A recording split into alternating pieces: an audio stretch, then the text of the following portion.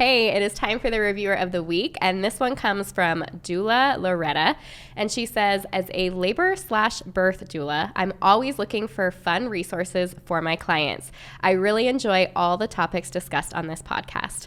I want to say thank you, and I'm really excited. The reason that I chose this particular review is because I have a postpartum doula here with me today. But I have to say, I have had a lot of women recently who have been joining the birth course, and they're like, my doula recommended this. And so I just want to say a big thank you to all of you that are listening and following along, my fellow doula friends that are learning along with me, hopefully, and passing that information on to the women that you serve. That's just a way that we can branch out and serve even more women. So absolutely love that and wanted to say a big thank you for that. So let me start by saying this is a topic that I think we need to talk more about. In fact, it's something that I didn't have a lot of information on until I started teaching childbirth courses and learned about postpartum doulas. So I'm really excited that we get to discuss this topic today. And I'm going to tell you that I believe strongly in the incredible work that postpartum doulas do, even though I may not have had that benefit from my own birth. So this is definitely something I talk about within the birth course. And now you're going to hear me talk about it on the podcast. And I'm really excited about that. If you're wondering what a postpartum doula does, you are not alone. So be excited. This is the episode for you. But we're going to discuss the benefits of having a postpartum doula. I want to talk about how to find a good postpartum doula near you, about how much they cost, because I know that's going to fluctuate, and how to figure out if this is something that you absolutely should include on your birth team. And so I'll explain a little more what I mean by that later, because obviously the quick answer is everyone should have a postpartum doula, right?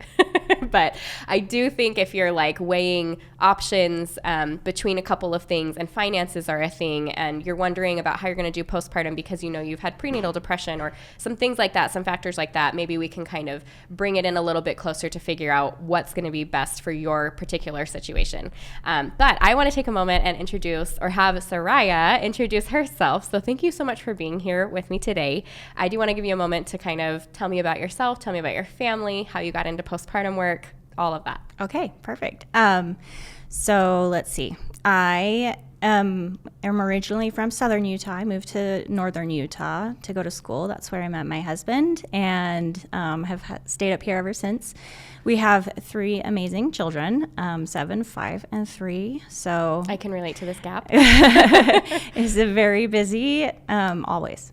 And let's see. And how I got into postpartum work. I had postpartum depression after my first, and I had no resources. And so once I had my second, I wanted to be proactive about staying on top of things. So I went to a postpartum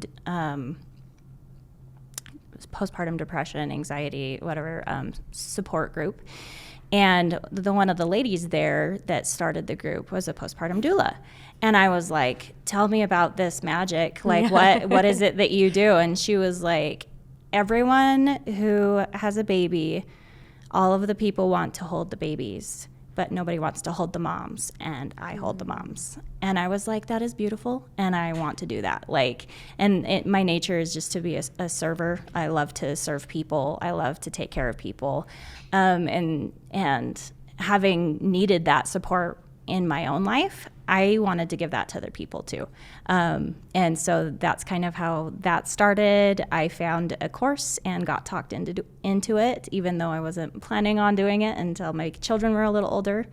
But it ended up working out really well, and I've been doing that for about 5 years now. Wow. I actually was going to ask you how that works as a postpartum doula with young kids. Is that actually more conducive to, like, do you do a lot of overnights? Do you do a lot of daytime care? What does that look like for you? When I had little babies, I did not do overnights because I am one of those people that absolutely has to have 9 straight hours of sleep every night. And otherwise I am a monster, and I don't want to be a monster. And so I haven't been doing it until recently. Now my youngest is 3, and he's sleeping through the night and doing fantastic that way, where I can go and be able to take a nap during the day if I need to do overnights. I have yet to actually do one. I did schedule a client to be able to do some, but that fell through. So I still haven't actually done any, but I could if I needed to. I love it. For those of you that are listening and you're like, wait, you said postpartum doula and now you're talking overnight. Don't worry, we're going to get there. Right. Maybe you have no idea what we're talking about. I thought we would start with kind of the benefits of postpartum doula work. Now, you talked about having postpartum depression. Those of you that have heard me on this podcast before, so I actually suffered from postpartum depression without knowing that that's what I was going through until I started teaching childbirth courses, and I had a postpartum specialist come in and talk to my class, and I was listening to all of the signs and symptoms, and I was like, oh my gosh, I've been stuck in this for the last 5 years, 4.5 years at that time. And it was overwhelming. And I thought, oh my gosh, I never dealt with this. I didn't know it was a thing. I didn't know there was help. I didn't know postpartum doulas existed. So I want to talk about those main benefits of having that postpartum help from someone experienced like yourself, and maybe even a couple of the things that you bring to the table that would be a little bit different than just making sure that mom has familial support or, you know, friends and family that come over and sit and talk with her. How does that look different and what the benefits are? Oh gosh, like I could talk about this all day. So let's do it. If I get a little long-winded, let me know. Okay. But like there are so many different things that a postpartum doula does. I like to compare it to being an extra family member because that is what I'm doing. But you know, some people don't like to ask family members to do certain things for them, but because I'm getting paid, I remind them, like, you're paying me to do whatever grunt work it is that you need done. Like, it's okay to ask. And then that is more of a motivation for them to ask for the things that they normally wouldn't. What are some examples of that? So I do a lot of housework. Honestly, like, it's almost like being a maid, not necessarily, but like with the extra expertise and other things that I need to do as well. But then there's like helping educate about baby care in many different forms, educating on feeding tips, like whether it's breast or bottle. Either way, I have a little bit of expertise and knowledge in that. There's resources that I have that I can refer them to if they have a problem that's bigger than something I can help them with, where a lot of people don't have access to the resources. They think, Sure. Oh, I've got this problem, but I have nowhere to go because I have no idea who would help me with that, whatever.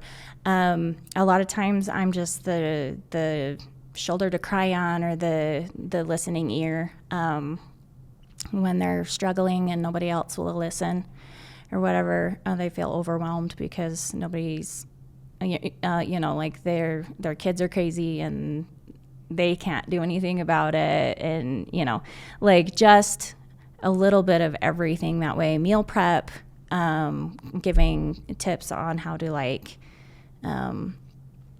keep yourself sustained, snacks, reminding them to eat, where I know like a lot of familial support forget about that.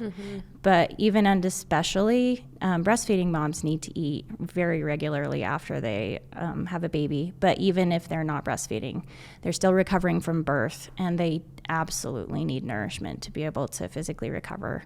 And just being able to help them get the recovery help that they need so they don't feel like they have to jump up and start doing all of the mom things and all of the housework and everything from the get-go, because you're not supposed to. Like, they'll tell you that, but I think the majority of moms will actually start getting up and doing housework a few days after having a baby, which is horrible, like to even think about. I know some people feel really great a few days after they have babies, but the majority of people don't, but they have to do stuff anyway. And or it, like in my case, I felt very stressed when my house was messy. It was making me more stressed. I couldn't relax. But then I didn't want to ask anybody to do it because maybe some of it's OCD or whatever, but like I liked my things folded a certain way, or I liked my dishes done a certain way, or, things that were going to bother me to have somebody else take it over. So for example, I remember after I had my first baby, and I know that you don't know my background and everything, but the listeners do, and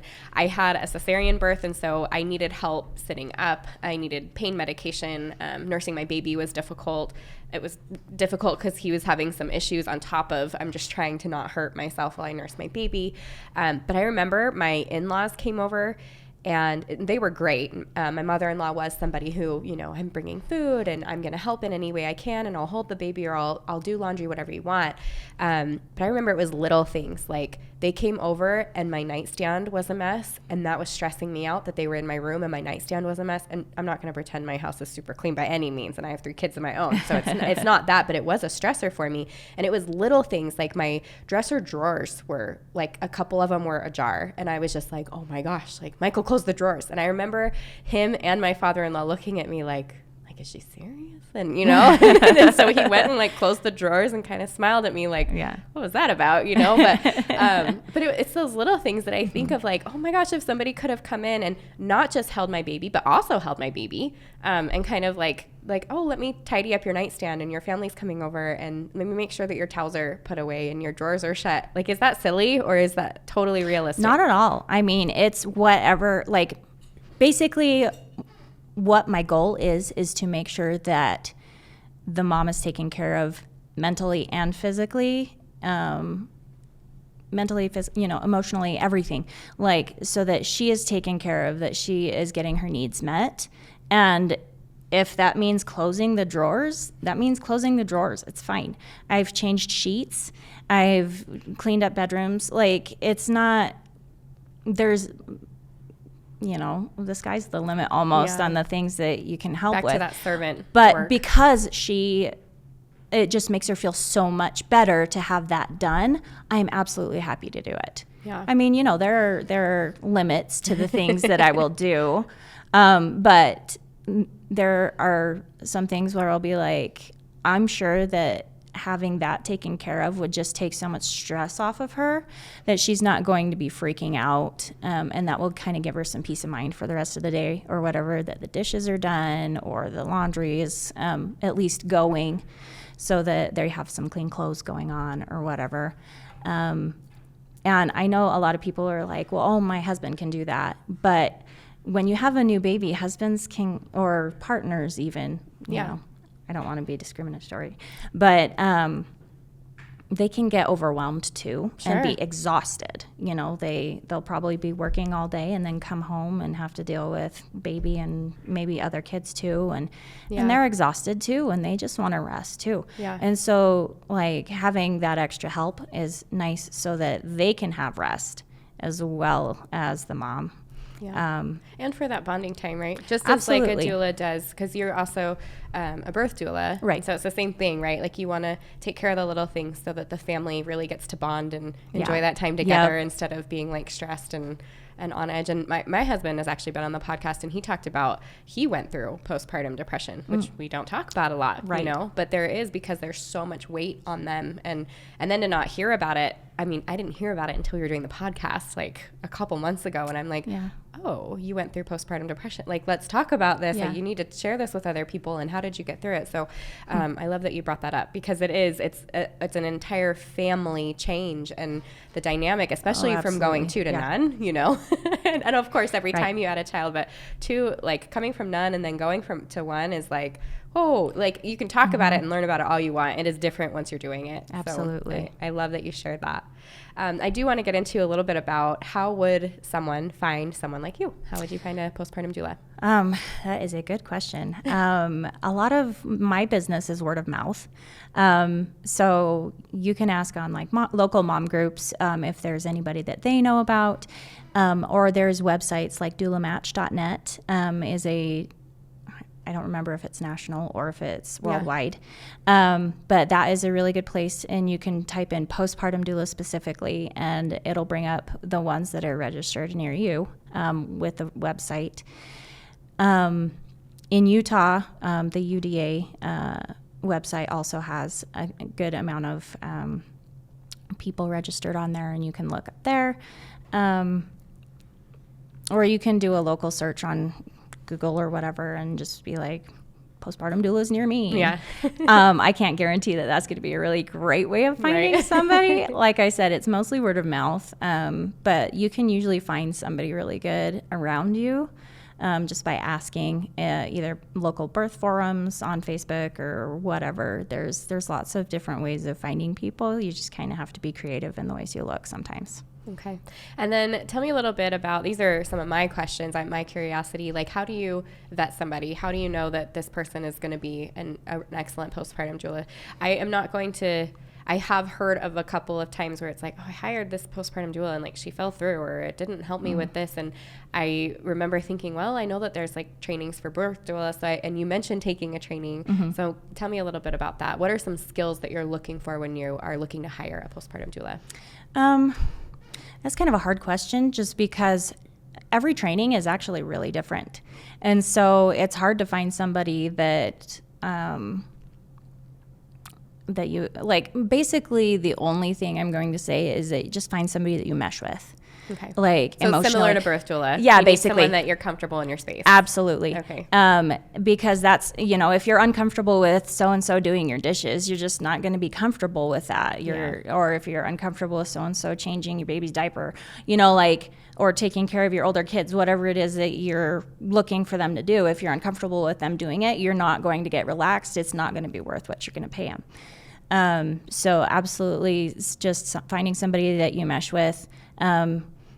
Training wise, everyone's going to be different no matter what, as long as just like whatever's important to you. If you want somebody who is a little bit more knowledgeable about breastfeeding resources or whatever, there are some that have like lactation consultant trainings on top of their postpartum work, and so they can help a little bit extra or other things like that. But really, the support is going to be whatever you're looking for. Okay. Hopefully. Yeah, it made me actually brought up a question when you were talking about, I can do all these like cleaning and all this housework stuff, but then I'm also, especially I can help with breastfeeding or I can help with some of this mental stuff. So do you have skills and training that show, because mom isn't probably going to say, I'm having the hardest time. Maybe she will. Some moms would. But some moms, you're going to have to pick up on that. And so I assume like that's some of the training that goes into it. And then you've got those resources. Is that right? Yes, okay. It is. So they do go, at least in my training, they went over ways to kind of spot postpartum depression or anxiety issues, ways of being able to kind of help moms realize or other family members realize what's going on. And a lot of the people that I do work with are already worried about having those issues. And so we talk about tools on how to recognize what it is that they're going through, what they're feeling, and how to deal with it. And I always tell them that if they're having any issues, that they can text me day or night, because I don't want them to feel like they don't have somebody they can talk to if they're really struggling. Yeah. And then I can point them in the direction of whatever resources that they need. Okay. Because that is something that's really important to me, because I've experienced it too, and sometimes it feels very lonely. Like it's a very lonely place to be, and you feel like nobody understands and nobody can help you or whatever, but that's absolutely not true. And so I want everyone to know that that's available for them. And but yes, I have training in being able to kind of try to recognize what's going on and to gently let them know. Either let them know or just kind of gently ask how they're feeling, and kind of just not even the word that's coming to my mind is pry, but that's not the right word. Sneakily figure out if you are feeling well. Just kind of be like, okay, like I'm noticing that you're having a little bit of a rough time with such and such. Like, are you struggling with feelings, is this overwhelming for you, et cetera, and then just kind of try and get the conversation going that way, and then help them know that there is help and resources if there is something that they need to express. I have a really handy dandy resource that is a personal test. So I think everybody is familiar with the Edinburgh scale. Yeah. It's kind of like the Edinburgh scale. Gosh, I can't talk. But it is more in depth, and a doula and a naturopath came up with this, where there's a certain amount of questions that are like, there's a green zone and a yellow zone and a red zone, and if you answer yes in any of the yellow or red zone things, it's highly recommended that you get help from a mental health professional. Okay. And so I usually will give my clients a handful of those and be like, if you're ever feeling down, take one of these and, just kind of answer these questions. And then you can see whether or not you're in the green or red or yellow zone. And then then it just says, like, this one is like, talk to somebody. And then this one is like, seek help now. Right. Yeah. That type of thing. So it's a little bit more of a tool that they can use personally to be able to tell whether or not they need help. And it's easier for them to see in a physical sense that, yes, I need help. Where when you're playing with it in your head, it's really hard to you can talk yourself out of it. Oh, yeah. Really easily. For sure. Yeah. Yeah. Especially when you're dealing with depression. A lot of times you talk yourself into, I'm not worth the help, or it's not worth the money because we don't have the money, or whatever. And so it's really hard to talk yourself into getting the help that you need. Until you reach a certain point, or unless an outside source is like, no, you need to take care of yourself. Right. Yeah. Yeah, that makes sense. All right. So tell me a little bit about what someone can expect to spend on the cost of a postpartum doula. Oh, and I had another question that came up while you were talking, because you were talking about postpartum and this scale, for example, and ways that you help other family members realize what's going on. So it made me curious. Say that a birth partner or husband does realize something's not right with mom, or she's having a hard time. I'm not sure if, this needs a little more attention. Yeah. Is it too late? Like, does a postpartum doula need to be hired before the birth, or can you bring them in once you realize mom does need more support now? It varies from doula to doula, usually depending on their availability. But for me, you can hire a postpartum doula anytime you realize that you need the extra help.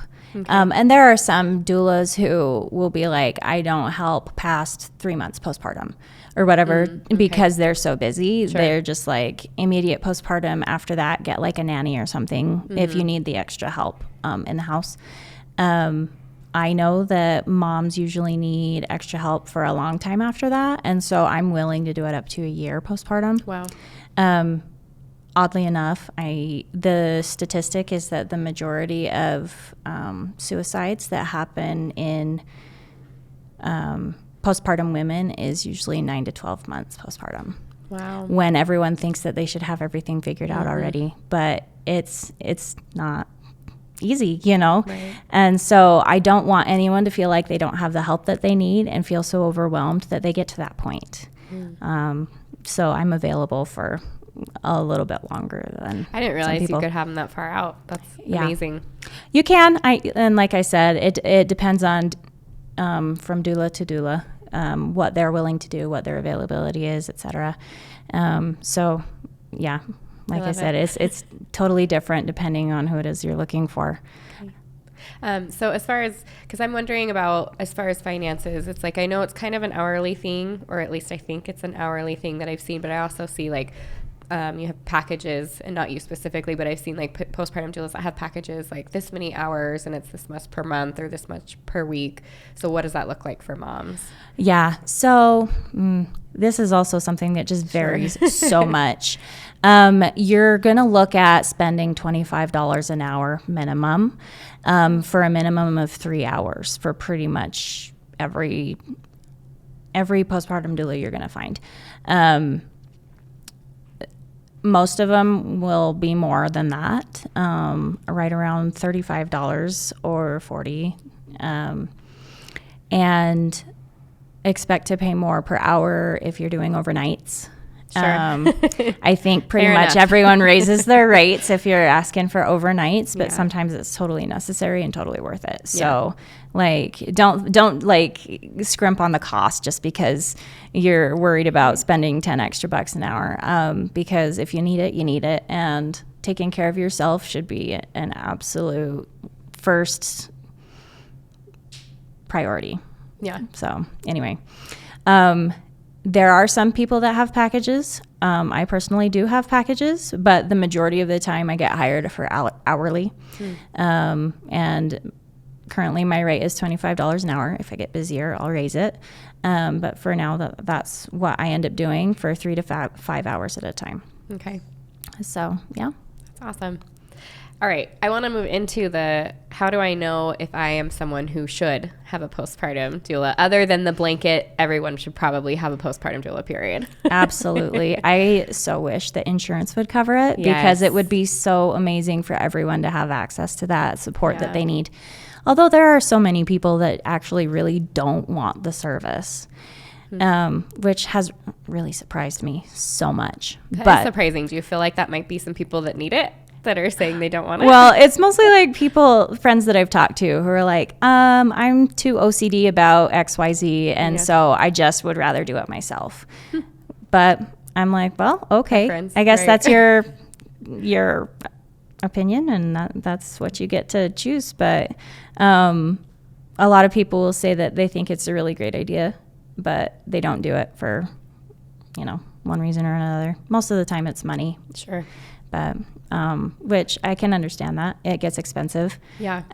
But there's a really cool new resource I just found that is called Be Her Village, and it's like a registry, but it's for services, doula services, or like lactation consultants or whatever other resources that you feel like you need.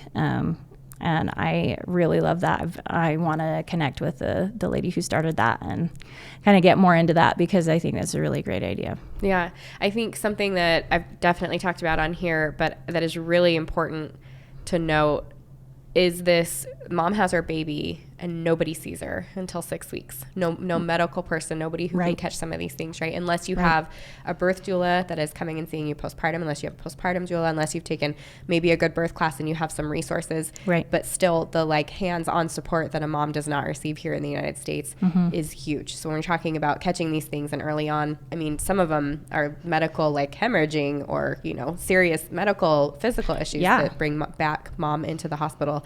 And then some of them are this mental state.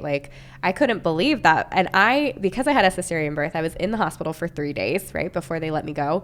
But I could not believe they were sending me home with this baby. I had no training. I didn't know what I was doing. You expect me to be able to keep this thing alive? I don't know what I'm doing. And it was scary. Besides the fact that you're recovering from major surgery. Yes. And the bleeding and the everything. And of course they're like, well, let me give you this rundown while you're on medications or recovering from this, of in case this happens, do this and do this. Yep. And I know that there's that really funny, it's like that, audio going around right now that everyone's like, so, make sure that you're feeding on demand, but also make sure that you're getting sleep, and don't pick up this much weight, but you have to carry this carrier with you everywhere that you go. And it was just kind of this funny back and forth. And you're like, yes, that's how you feel. You feel like you're bipolar all of a sudden. Everyone's just telling you all these different things and you don't know what to listen to. Absolutely. Yeah. So I think this idea of postpartum care from somebody who really knows what to look for, who knows how to support, who knows how to love on you, and can help the family, make sure that that's happening. Yeah. That sounds like the golden ticket to me. If everybody had this care, how much would we decrease postpartum depressions and anxieties and suicide? Absolutely. It's huge. Absolutely. Yeah. Yeah. I don't know. I kind of went off on a tangent. I just I love the work that you guys do, and I wish I would have known about it. And I love this opportunity that you have to speak to a wider audience and share that information, because it's really big. Yeah. Everybody needs to know about it. Yeah. And hopefully everyone can have access to that. It's such a great thing.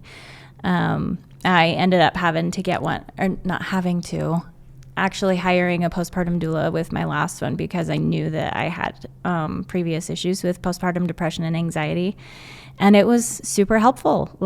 And I'm so glad that I did it, and I really hope that other people can take advantage of that resource as well, because it's invaluable. Especially if you feel like you can rest and recover and take that time, rather than feeling like you have to jump right back into life after having a baby.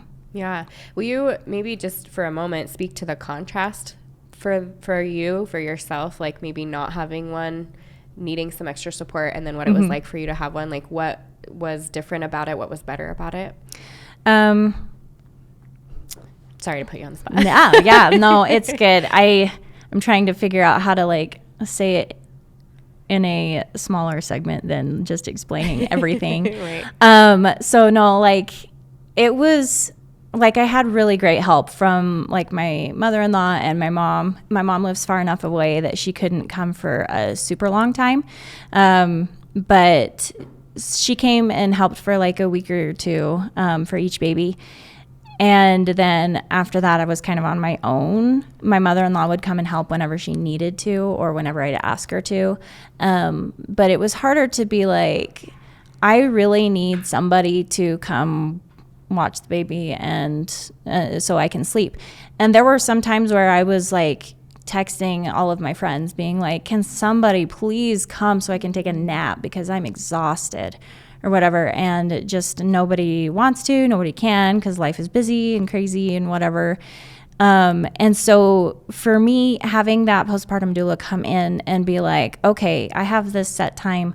I can feed the baby really quick right before she gets here so I can have like a 2 or 3 hour nap and just kind of catch up on a little bit of sleep, which I mean, we talked about that already. I really need that good sleep. Yeah. And so it was easier to feel a little bit more rejuvenated and a little bit better about life after that. Yeah. So it was so nice. And I can't tell you how many times I've had clients jokingly, but not so jokingly, say, oh, I wish you could just live here with us. And like just so relieved with the help that they can get. Yeah.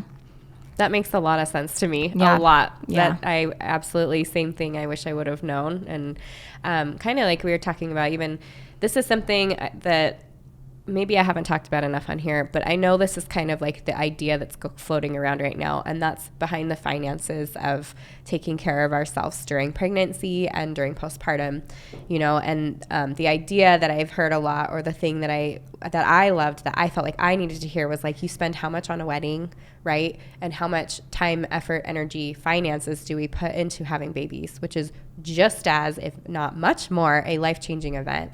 Absolutely. And I think of that with the preparation. Obviously, I teach childbirth class. I think that's really important to know what you're going into there. I'm going to feel the same way about the postpartum. And I think of that and I'm like, why aren't we asking, if you're sending money or sending whatever, include this part of it in it, include how we're going to feel afterwards or during these really important moments in it. And put money aside for that. We budget for these other things. We ask friends and family for money for those things. Yep. Why not do it for something that's going to affect you possibly the rest of your life?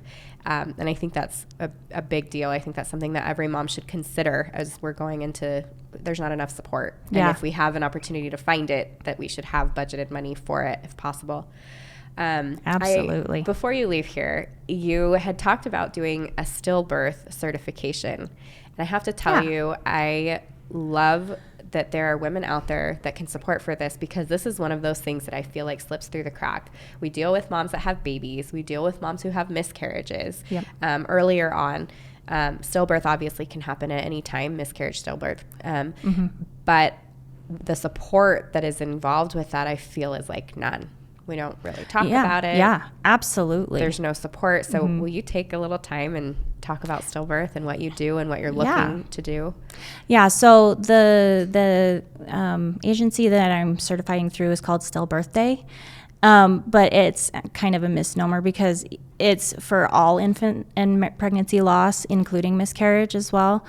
And it is vital. It is a great resource, but it's also a very personal thing. For anyone who's experienced a loss in any way, shape, or form, it's a very personal experience. And I lost a baby last year at 11 weeks, and I had no idea how personal, like I can't even describe how personal it is. Like, you just don't want to talk to anybody who doesn't know what you're going through. You just don't want to have anybody to... You don't want to have anything to do with anybody who's not going to talk about your baby, but you don't want to talk about it with everybody. And so you're just kind of that. And then, it's a very hard thing to go through. And so if it's not somebody that you know and trust, a lot of times people just want to deal with it on their own. for any kind of loss, you know. And so it's something that is out there for people who want it. And I will absolutely support anybody who would like support if they're going through a loss, if they know that they're going to have a baby that's going to be stillborn or miscarry or whatever. I will absolutely support them. And this is something I feel passionate enough about, that you're going to have so many other things to worry about that I don't want you to have to worry about how to pay me. So I do this service for free. And a lot of times it ends up being just supporting somebody through a miscarriage, even if it's just emotionally, just kind of talking through it, telling them that these feelings are okay to be experiencing, etc. So I'm taking this class to kind of become a little bit more knowledgeable about how to deal with those special situations, be more kind and concerned and sensitive to those things. So it's a very great service. I could never have thought that I could have done it before, because I've actually witnessed a stillbirth before, and it was horrific to the point where I couldn't, like, it traumatized me for a couple weeks. And I didn't even know the person. And so after that, I was like, no way, I would never do that. And then I had my own loss, and I had a doula friend come and support me through that. Mm. And it was,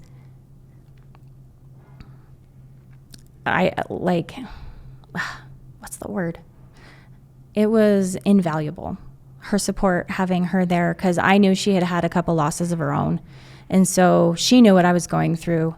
She could kind of check on me and my emotions and be like, how are you doing? What can I do for you? And like pretty much all she did the whole time was she gave me foot rubs. And it was just like, just trying to make sure that I was as comfortable as possible through the whole thing. And it was so nice to have her there. And I want to be that support for somebody else if they are going through the same thing, because sometimes you just don't want to do it alone. Yeah, I agree. Yeah. I love that. Do you have any recommendations for women who are listening who maybe know somebody who has had a miscarriage or a stillbirth, mm-hmm. Or dads that are listening? Any recommendations for the right things to say or do, even just a few kind of tips? Yeah. Not ignoring the fact that you have lost a baby. I know a lot of people like to change the subject to try and like get your mind off of it, or because they're uncomfortable about it. But a lot of moms who experience loss are like, I don't want to talk about anything but my baby. So if you're gonna come to my house and talk about the weather, just go away. Like, I don't want it. For me, it was invaluable to have meals. I had so many people bring meals, and it was such a wonderful thing. And then just hugs. I loved the hugs. Like, people were just like, I've gone through this before too. I'm so sorry. We love you so much. Things not to say is they're in a better place, or I guess it wasn't meant to be, or things like that. Like, it sounds, I know some people are very well-meaning when they say stuff like that, but it's a whole lot more hurtful. Even if it's true, a lot of things that it's like, even if it's true, sometimes it's not helpful, or it doesn't make you feel good. And so just don't say it. One of the best things you can just say is, I love you and I'm sorry. Even I'm sorry got really tiring after a while. Like, people would just like look at me with those pitiful eyes and just be like, I'm so sorry. And it got to the point where I was just like, don't look at me now. Like, I'm so tired of that. Like, that's a hard thing to deal with. And so, just letting people, having that support, having people let you know that they love you, and if you need anything, that they're there to help, stuff like that. I like that. Yeah. Sorry, I'm so long-winded about that. This is great. I have thoroughly enjoyed our conversation. I have not met Sariah until today. We connected through an online group, and it's actually a baby wearing group, and anyways, when I was told that you're this great resource in the postpartum doula, of course I reached out, and now we get to have this excellent conversation. You get to share with all these, thousands and thousands of people that listen to this podcast. I definitely want to give you an opportunity to tell everybody where they can find you and reach out to you, particularly if they're here in Utah. But it sounds like maybe even the stillbirth stuff, you do a little bit of that. They don't have to be local. Yeah. But tell me where everyone can find you. Okay, so I'm on Facebook as Mother Lovin' Care. It's Lovin' without a G. There's no G in there. And then my website is motherlovincare.com. Awesome. And I will include all of that in the show notes. So if you guys are looking for that, you will have the links for you, probably in the email that goes out the week this goes live as well. But thank you for being vulnerable. Thank you for sharing your wisdom. And I'm really grateful that you've been able to be here with us. Thank you for having me. I really loved it.